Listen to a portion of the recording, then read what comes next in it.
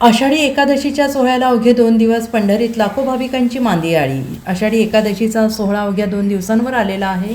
विठुरायाच्या दर्शनासाठी लाखो भाविक पंढरपुरात दाखल होत आहे. संत ज्ञानेश्वर महाराज आणि संत तुकाराम महाराज यांच्या पालखी सोहळ्यासोबत आलेले वारकरी आता पंढरीत पोहोचू लागलेले आहेत. टाळ मृदुंगाच्या गजरात आणि ज्ञानोबा तुकाराम यांच्या जयघोषाने पंढरी नगरी दुमदुमून गेलेली आहे. चंद्रभागेच्या वाळवंटात भक्तीचा महासागर पाहायला मिळतो आहे.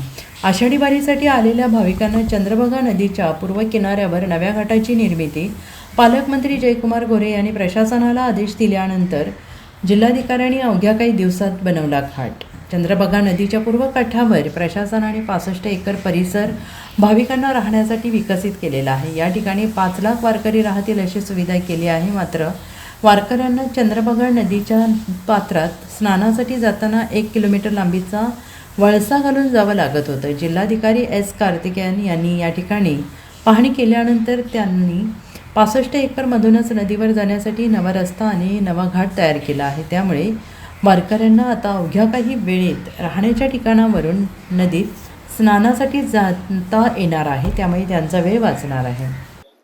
आपण सगळेजण पाहतो की 65 एकरला साधारण 5 ते 6 लाख भाविक इथं मुक्कामी असतात आणि इथून त्यांना चंद्रभागेमध्ये स्नान करण्यासाठी जायचं असलं तर घाट क्रॉस करून जायला लागतं.